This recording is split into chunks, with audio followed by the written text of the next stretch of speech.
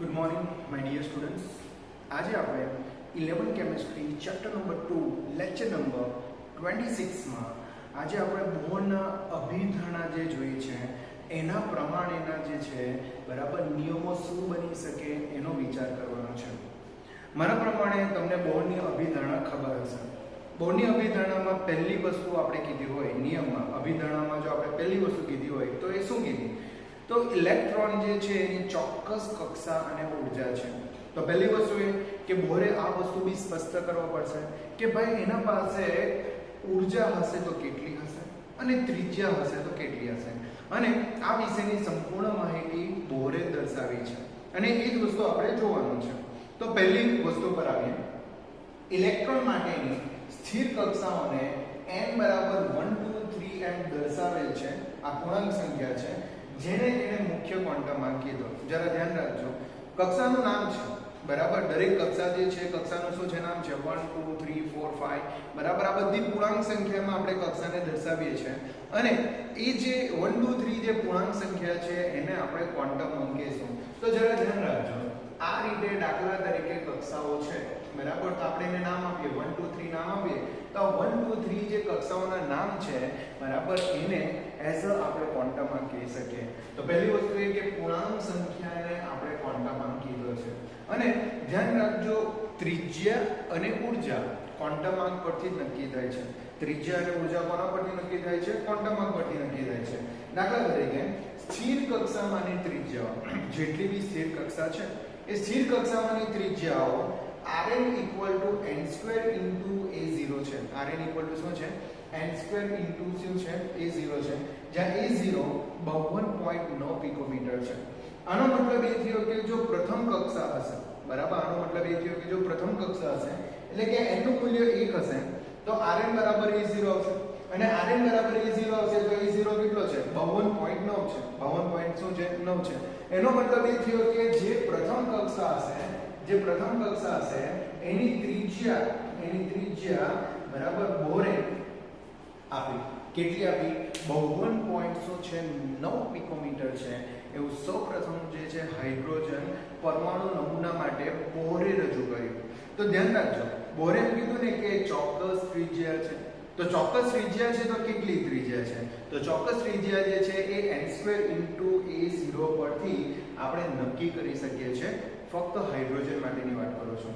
તો ધ્યાન રાખજો, હાઇડ્રોજન માટેની ચોક્કસ ત્રિજ્યા જે છે Rn = n² * a0 છે. સપોઝ એમ સમજી લો કે બીજી કક્ષા હોય તો n ની વેલ્યુ આપણે 2 કરીએ તો 2 નો વર્ગ ગુણ્યા a0 થશે એટલે 4 ગુણ્યા 52.9 કરો તો એ બીજી કક્ષાની ત્રિજ્યા હશે. એન્ડ ઓનવર્ડ્સ બરાબર. તમારે જે તે કક્ષાની ત્રિજ્યા જાણવી હોય હાઇડ્રોજન માટે તો તમે આ સમીકરણનો ઉપયોગ કરીને મેળવી શકો છો. તો મારા પ્રમાણે હાઇડ્રોજન માટે જે એને ચોક્કસ ત્રિજ્યા કીધી હતી તે આપણે આ સમીકરણ દ્વારા મેળવી શકીએ છીએ અને કહી શકીએ કે આમ પ્રથમ સ્થિર કક્ષા હોય તો એની ત્રિજ્યાને આપણે બોર કક્ષા કહીશું, જેની ત્રિજ્યા 52 કેટલી છે? 9 પિકોમીટર છે. અને સામાન્ય રીતે જેમ જેમ n વધતો જશે તેમ તેમ ત્રિજ્યા પણ શું થતી જશે? વધતી જશે. કેમ કે બરાબર n = 1 લેશો તો 52.9, n = 2 લેશો તો 52.9 ગુણ્યા 4 થઈ જશે એટલે પહેલા કરતા ત્રિજ્યા 4 ગણી વધી જશે. તે રીતે જો ત્રીજી કક્ષા જો લઈ લો તો 3 નો વર્ગ 9 એટલે પહેલી કક્ષાની ત્રિજ્યા કરતા 9 ગણી વધી જશે. તો જેમ જેમ n નું મૂલ્ય વધતું જશે તેમ તેમ ત્રિજ્યા પણ શું થતી જશે? વધતી જશે. બીજી વસ્તુ, સ્થિર કક્ષાની ઉર્જા. તો ઇલેક્ટ્રોનની જે સ્થિર અવસ્થાની જે ઉર્જા જે છે એનું સમીકરણ પણ બોરે આપ્યું અને બોરે શું આપ્યું? En = -RH/1/n² છે. En = શું છે? -RH/1/ શું છે? n² છે. જ્યાં n ક્વોન્ટમ અંક અને RH યાદ આવી જવું જોઈએ રીડબર્ગ અચળાંક બરાબર. રીડબર્ગ અચળાંક જે આપણે હાઇડ્રોજન વર્ણપટમાં લખેલો હતો અને રીડબર્ગ અચળાંકનું મૂલ્ય ધ્યાન રાખજો 2.18 ગુણ્યા 10⁻18 જૂલ છે. યાદ રહી જવું છે 2.18 ગુણ્યા 10 ની કેટલી ઘાત છે? -18 જૂલ છે. તો En = -RH/1/n². જ્યાં આપણે રીડબર્ગ અચળાંકની પર RH ની વેલ્યુ જે છે હાઇડ્રોજન માટે -2.18 ગુણ્યા 10⁻18 જૂલ રાખીશું.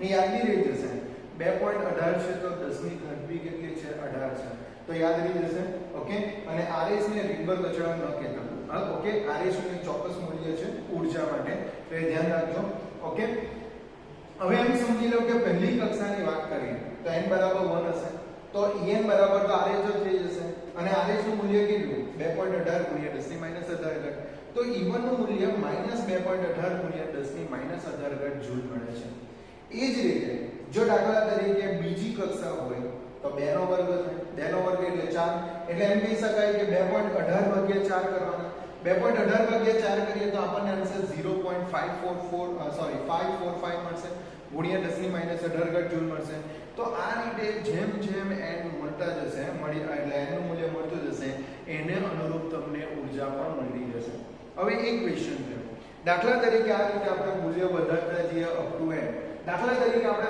અનંત લઈએ કેટલું લઈએ અનંત લઈએ જો અનંત લઈ લઈએ તો એનો મતલબ કે 1 ના છેદમાં અનંતનો વર્ગ 1 ના છેદમાં અનંતનો વર્ગ એટલે કે 1 ના છેદમાં અનંત અને ધ્યાન રાખજો કોઈના બી છેદમાં અનંત હોય તો આન્સર કેટલો આવે 0 આન્સર કેટલો આવે 0 એટલે કે ઊર્જાનું મૂલ્ય પણ કેટલું આવશે 0 તો આપણે એવું કહી શકીએ કે અનંત કક્ષા માટે અથવા તો ઇલેક્ટ્રોન અનંત અંતર આવેલો હોય ત્યારે એની ઊર્જા કેટલી હોય શૂન્ય હોય છે મતલબ કે એ સમયે એ પરમાણુમાં હોતો નથી પરમાણુની શું હોય છે બહાર તો ધ્યાન રાખજો કેન્દ્રની બહાર અનંત અંતરે રહેલા ઇલેક્ટ્રોનની ઊર્જા કેટલી ગણવામાં આવે છે શૂન્ય ગણવામાં આવે છે અને ત્યાર પછી જો એ એના અવકાશમાં આવશે બરાબર તો એની ઊર્જા આપણે માઈનસ સંજ્ઞા વડે દર્શાવીએ છીએ હવે આ માઈનસ સંજ્ઞા શું દર્શાવે છે તો પહેલી વસ્તુ એ કે માઈનસ સંજ્ઞા જે છે એ સ્થાયીતા દર્શાવે છે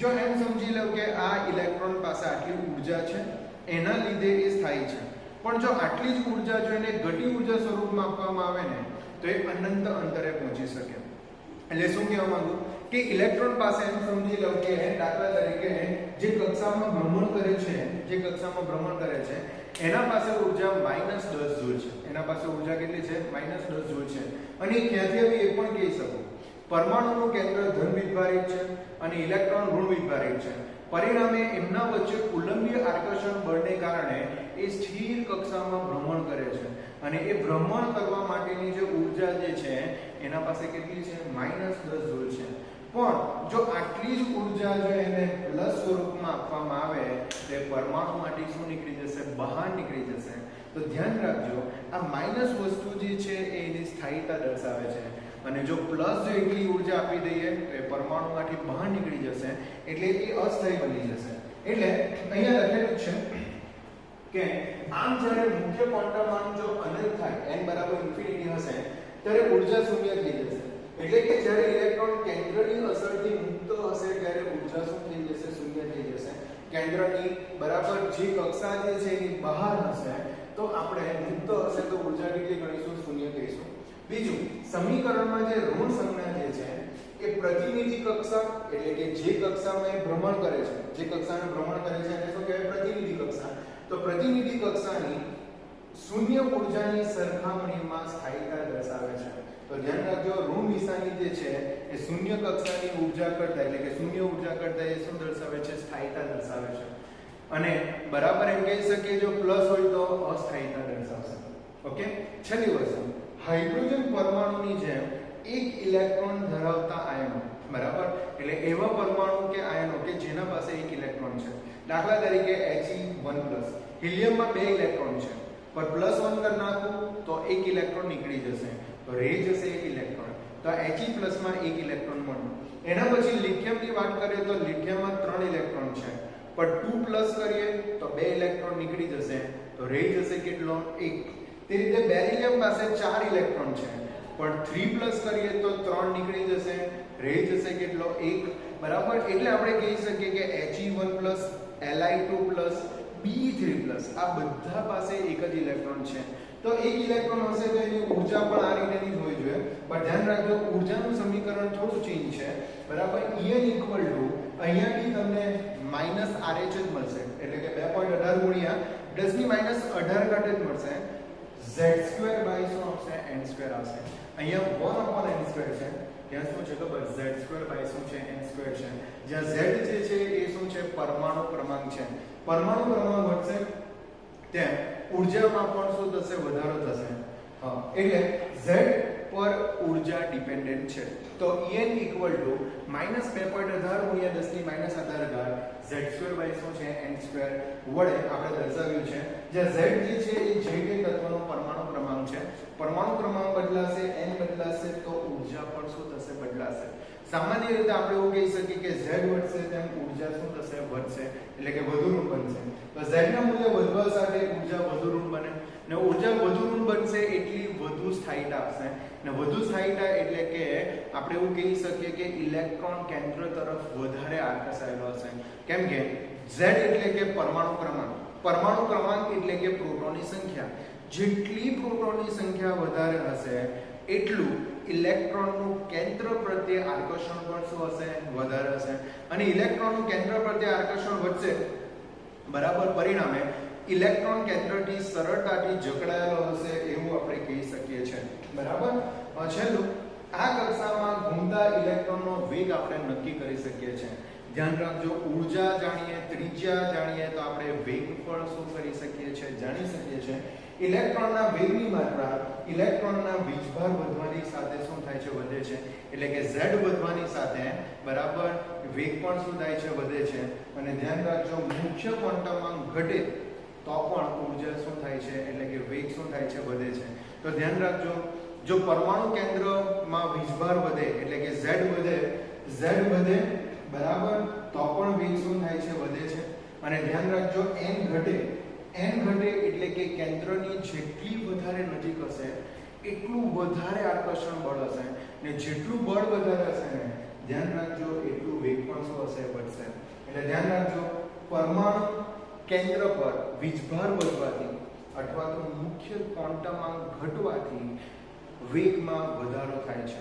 સિમ્પલ તમને કહું તો પરમાણુ ક્રમાંક વધે એટલે કે કેન્દ્રનો વીજભાર વધે, કેન્દ્રનો વીજભાર વધે એટલે કે આકર્ષણ બળ વધે અને આકર્ષણ બળ વધે એટલે વેગ વધે, બીજું આકર્ષણ બળ વધે તેમ કક્ષાની ત્રિજ્યા નાની થશે એટલે કે ઇલેક્ટ્રોન વધારે નજીક આવશે ને ઇલેક્ટ્રોન વધારે નજીક આવે તો વધારે બળના લીધે વેગ પણ શું હશે વધારે હશે, તો આપણે એવું કહી શકીએ કક્ષા ઘટવાની સાથે કક્ષામાં n નું મૂલ્ય ઘટવાની સાથે અને z નું મૂલ્ય વધવાની સાથે વેગમાં વધારો થાય છે, અને અહીંયા બરાબર તમને બતાવ્યું નથી પણ એક વસ્તુ થોડું મેં આગળ જોવાનો છું કે જો ત્રિજ્યા બરાબર જો આ હાઇડ્રોજન પરમાણુની છે એક ઇલેક્ટ્રોન ધરાવતા આયનો માટે ઊર્જાનું સમીકરણ આ રીતેનું છે, તે રીતે ત્રિજ્યાનું સમીકરણ બી છે Rn n² ×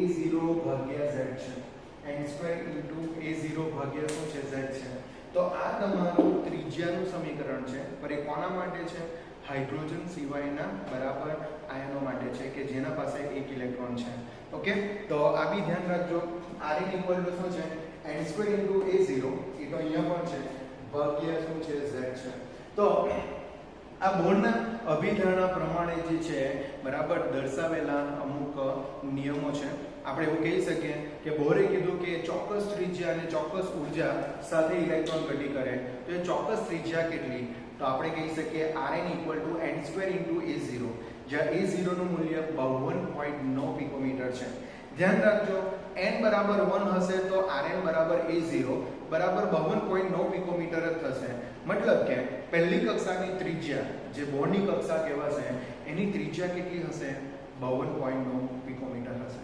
બીજી વસ્તુ ઇલેક્ટ્રોન ચોક્કસ ઊર્જા સાથે ભ્રમણ કરે તો એ ચોક્કસ ઊર્જા કેટલી, તો En =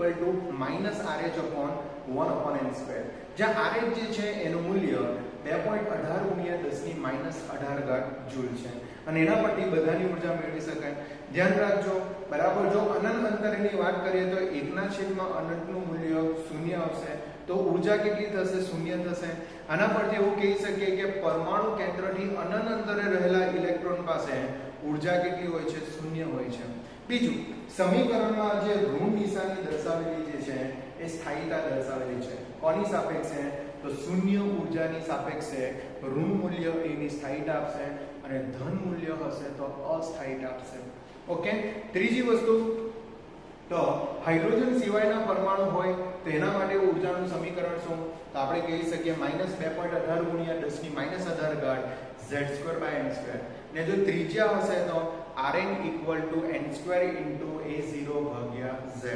બરાબર. અને છેલ્લું હાઇડ્રોજન પરમાણુ માટે કે અન્ય પરમાણુ માટે ઇલેક્ટ્રોન જ્યારે કક્ષાની આજુબાજુ ભ્રમણ કરે છે ત્યારે આપણે એનો વેગ પણ જાણી શકીએ છીએ. અને આ વેગ જે છે પરમાણુ કેન્દ્રનો વીજભાર વધશે એટલે કે આકર્ષણ બળ વધશે, એના લીધે પણ વેગ વધશે. અને n નું મૂલ્ય ઘટે એટલે કે મુખ્ય ક્વોન્ટમમાં ઘટે એટલે કે કક્ષાની નજીક જેટલો ઇલેક્ટ્રોન હશે એટલું પણ આકર્ષણ બળ વધારે લાગશે, અને બળ વધારે લાગે તો વેગ પણ શું થશે? વધશે, એવું આપણે કહી શકીએ છીએ. તો આ બોરના અભિધારણાના નિયમોનો ટુ બી કન્ટિન્યુ પાર્ટ છે. આઈ hope you can understand this video.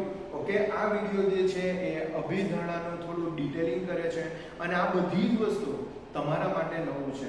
અને જ્યારે નવી વસ્તુ હોય ત્યારે ઇઝીલી એક્સેપ્ટેબલ ન હોય, તો ધ્યાન રાખજો જેટલું તમે મોર રિવાઇઝ કરશો, ઓકે, ઘણી વખત લખશો ત્યારે તમને આ સમજાશે પણ બરાબર અને યાદ પણ રહેશે. સો જે પણ મેં કહેતો છું એને ધ્યાનમાં લઈને તમે સ્ટડી કરશો. I hope you can understand this video. Thank you very much. By.